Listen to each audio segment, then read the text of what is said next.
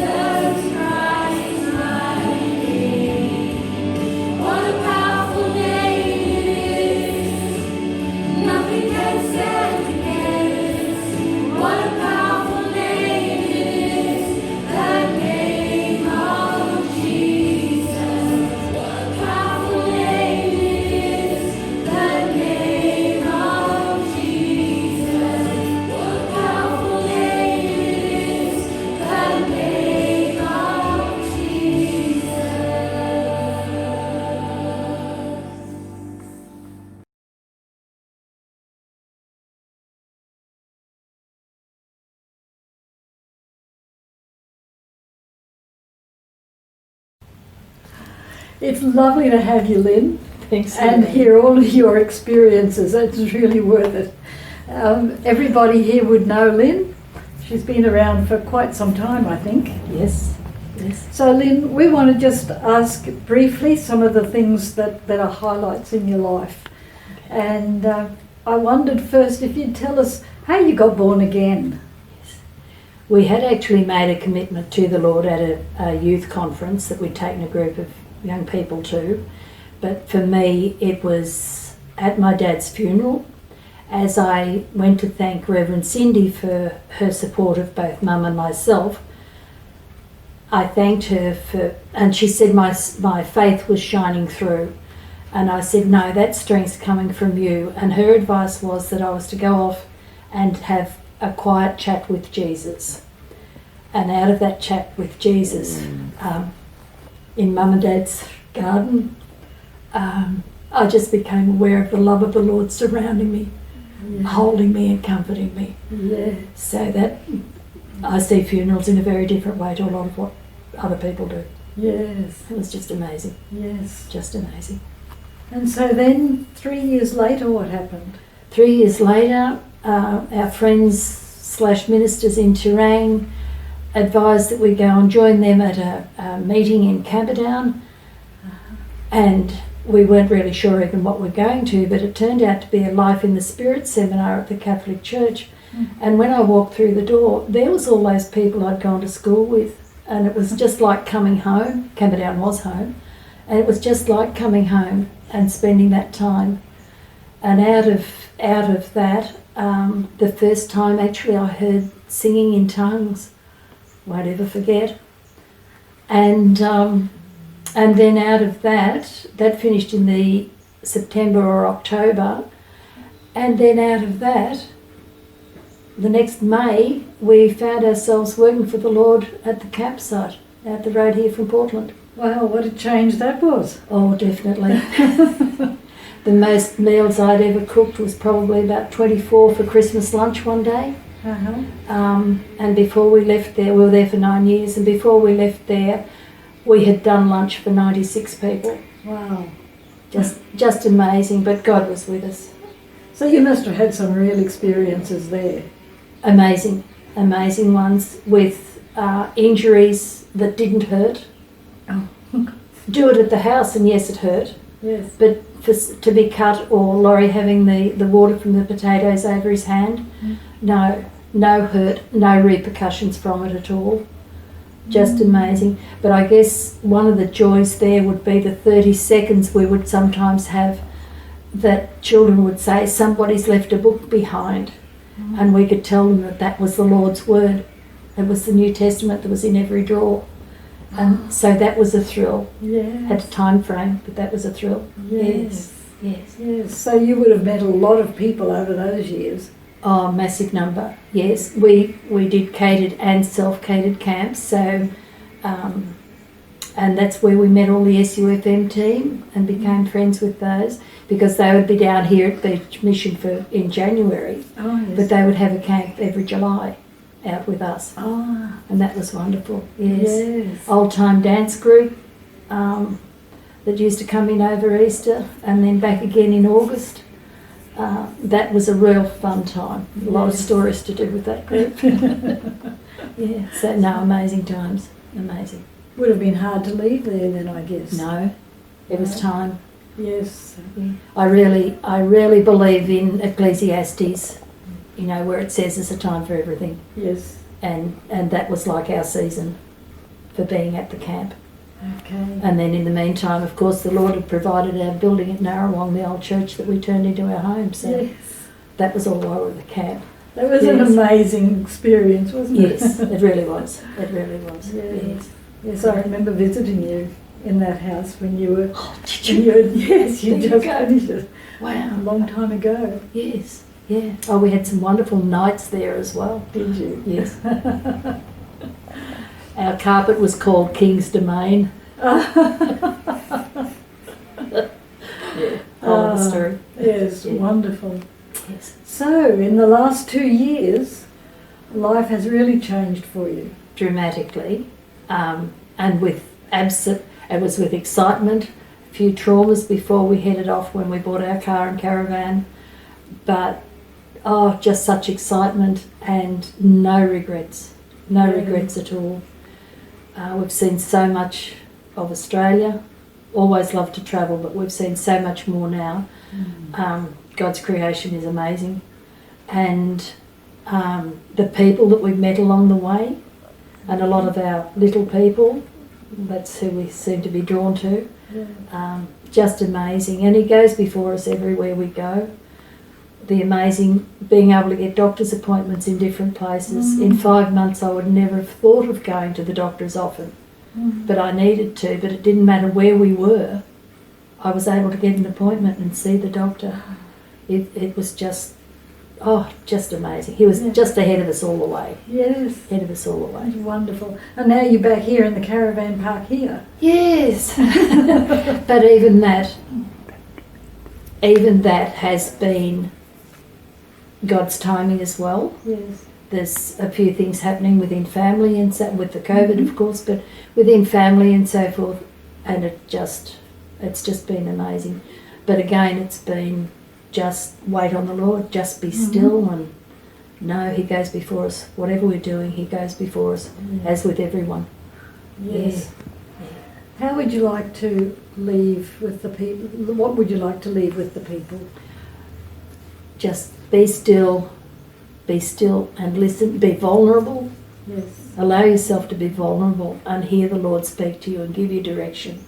And if you go to do something and you have no peace about it, don't do it. Wait until He gives you the peace. Make all your plans, but wait for His peace before you step into it.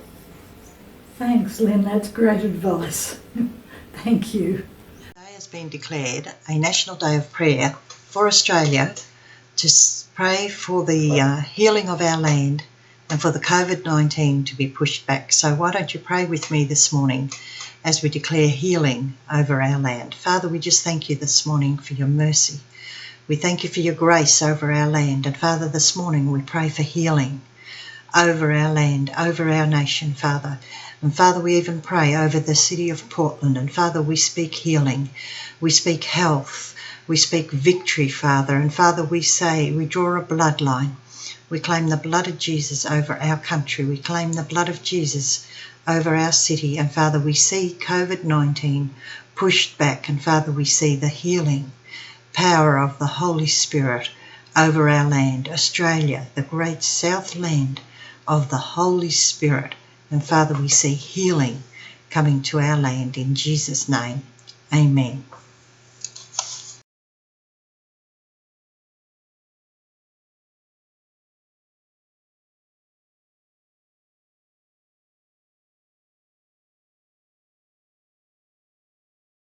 Morning, CityPort CAC, and welcome to our online service this morning. This morning I'm going to be taking a few thoughts out of Isaiah, and as we read the book of Isaiah, we find there's a time when the prophets and the ministers were set as watchmen over the city in order to ensure that it was kept safe. But also it was watchmen in the camp during a time of war, and during this time they would prophesy of things that were to come. But also, as we look at the book of Isaiah, we see this was a time where Babylon had fallen with all its worldliness and its idols, and we see the fall of the Babylonian Empire. And as we continue to walk through the book of Isaiah, not only were their prophecies fulfilled, but we also see that Israel was being rebuked for their disobedience, for their rebellious acts, and also for their attitudes towards God. But regardless of all this, God's mercy and grace was still poured out upon His chosen people. God's mercy and grace, people, I want to say today, never ends. His mercies are new every morning, and His grace extends to us throughout the ages. He promised Israel that if they would return to Him and trust in Him, that they would be saved from their enemies. And if there's one thing we need to do today, or have done, is that for God to save us from our enemy, which is an unseen enemy today. And of course I'm talking about COVID-19. But God is in control, and He will deliver us from the enemy. But today also I want to pick out a couple of verses from Isaiah which I think are very relevant for us today and also for the situation that we're finding ourselves in. And this says that even though the Lord may allow you to go through a season of hardship and difficulty, he himself will be with you. He will not hide himself from you, for your eyes will constantly see him as your teacher.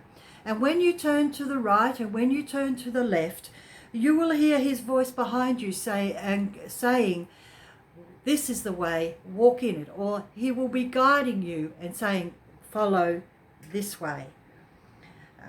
This is the right path to follow. Then you will see your idols as they are, unclean. Your silver overlaid idols and golden plated images are defiled. You will discard them like a filthy menstrual cloth, saying to them, good riddance. Then God will supply you with an abundant rain. Why? For the seeds that are sown, or for the seeds you sow, he will bless you with an incredible, plentiful harvest, and in that day he will give you lush, broad pastures for your cattle.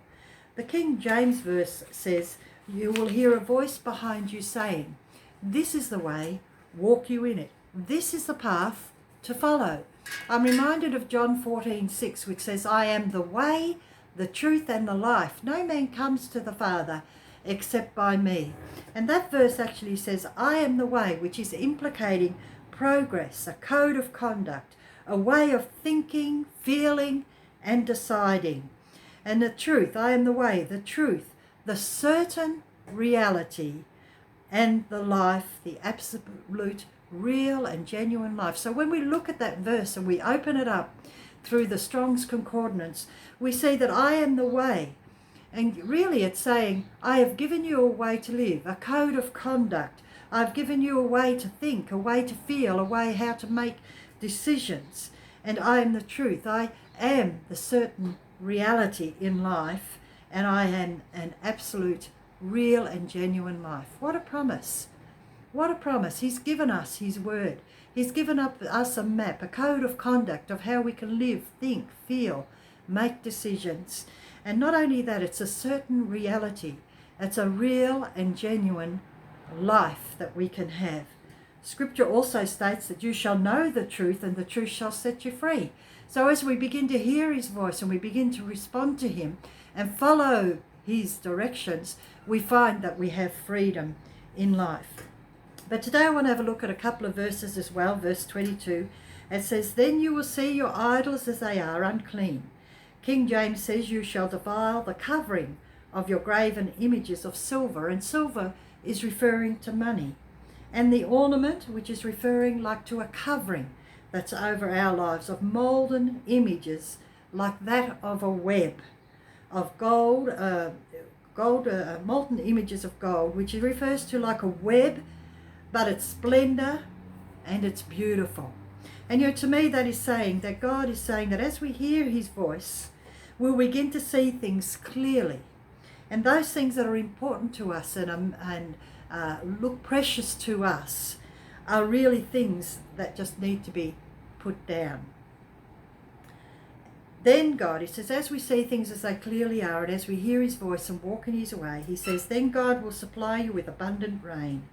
That word rain there means he will have a breakthrough, a breakdown. He will break open.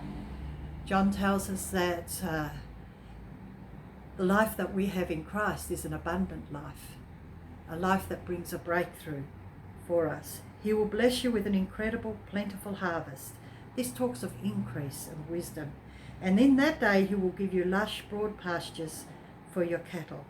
And the seeds in that scripture is referring to the Son of Man, the kingdom of God, the principles of the kingdom, the family that are sown, which will take root in our life and produce. To know his voice is to hear him. We know the voice of our husband. We know the voice of our children.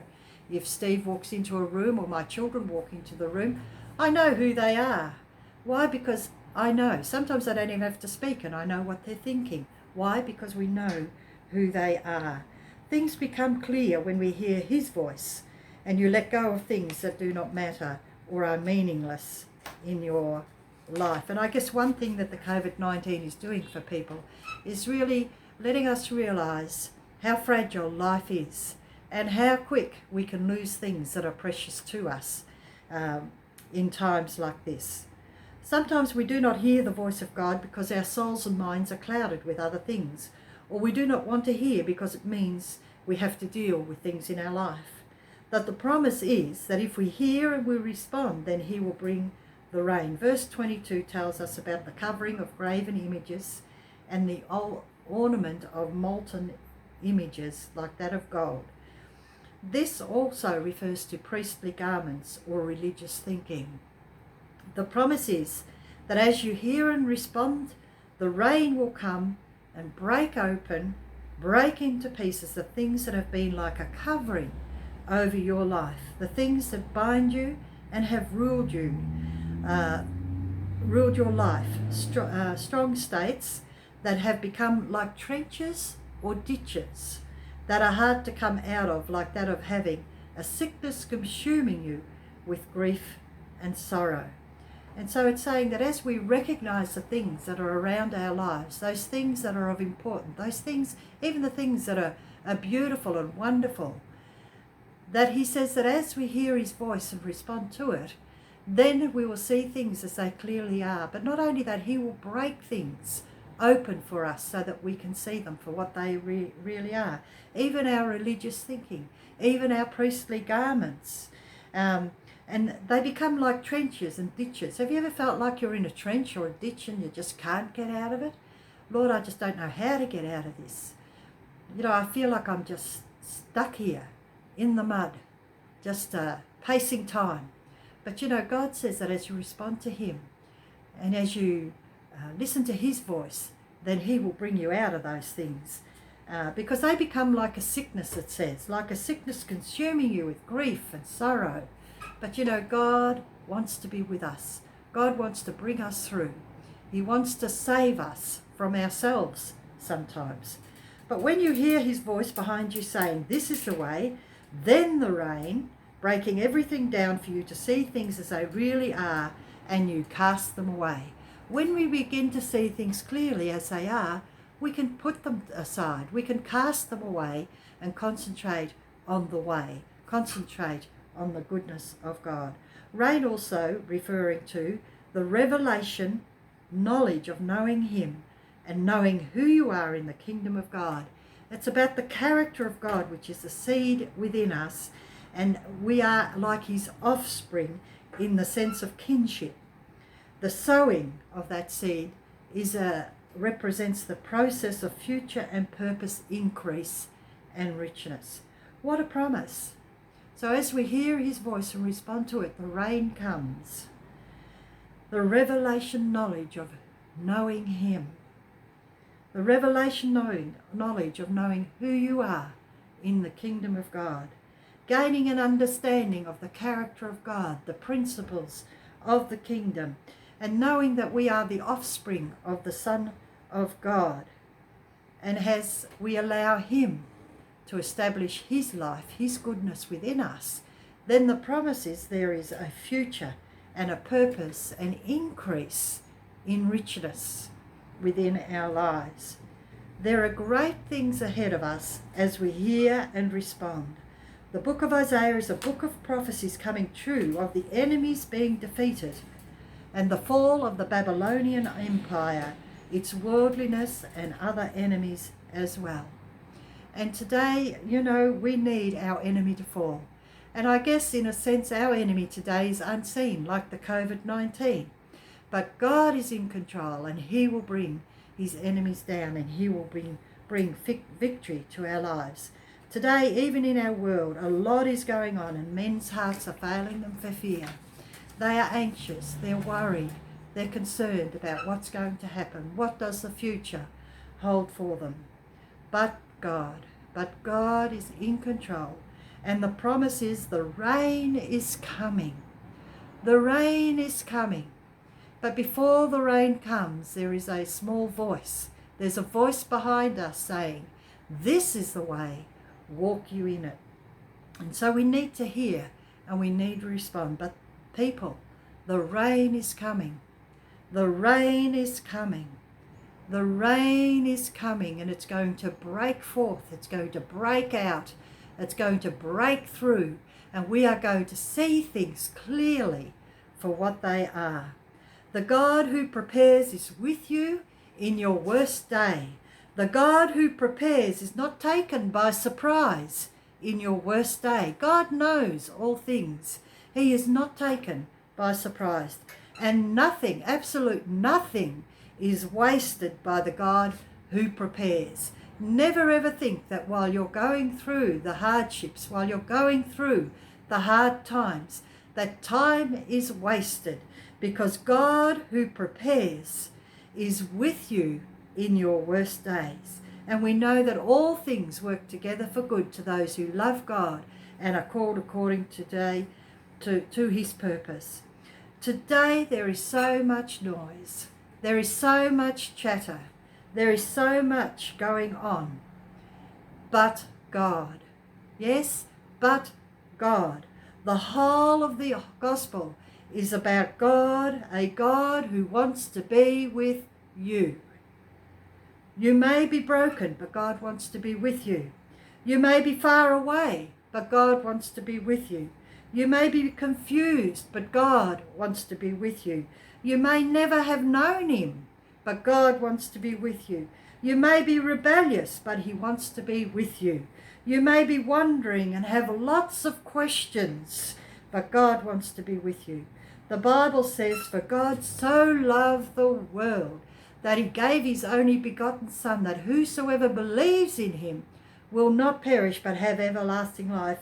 It's not heaven when we die, but it's a life that we can have here, right now.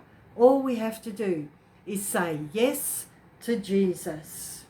Would you say yes to Jesus? Nothing is wasted by the God who prepares. Will you say yes today to God, who loves you and longs to be with you?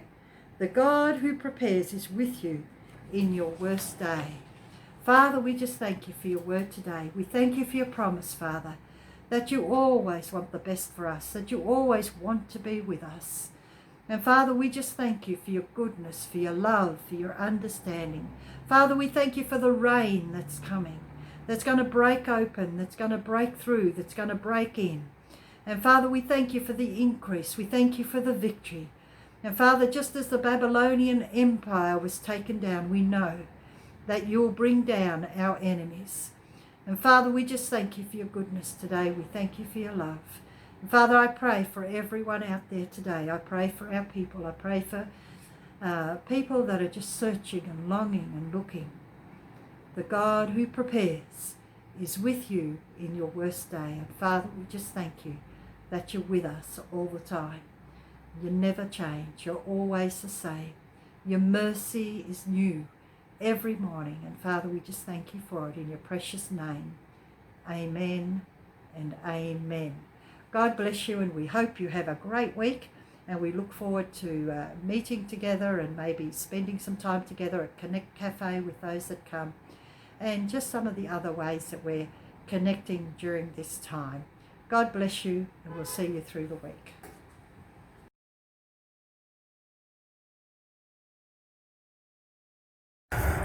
Well, good morning, fellow Christians and lovers of God.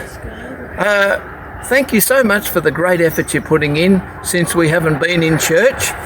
But in actual fact, I've got an announcement to make here. Look at these two lovely girls.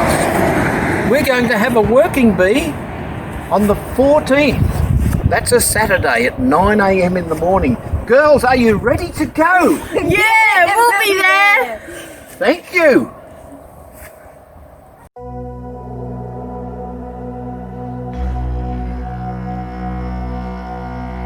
From the bush to the beaches, the migrant to the indigenous, though girt by sea, we're not isolated.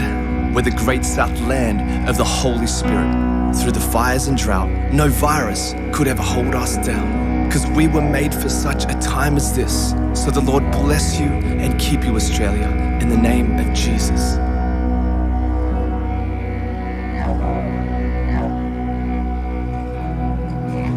The Lord bless you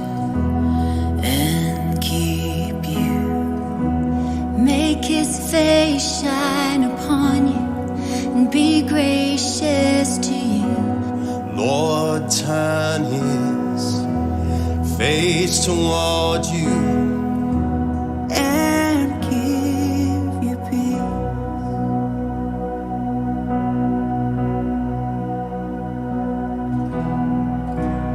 Lord bless you and keep you.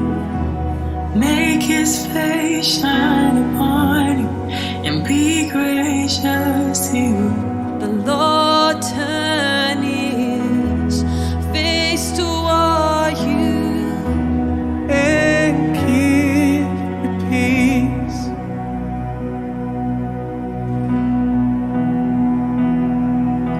and Amen.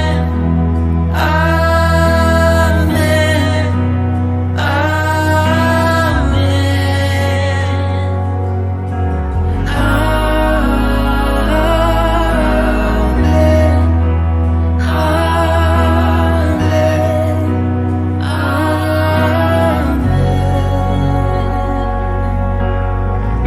The Lord bless you and keep you. Make his face shine upon you, be gracious to you. The Lord turn his face toward you and give you peace. And give you peace.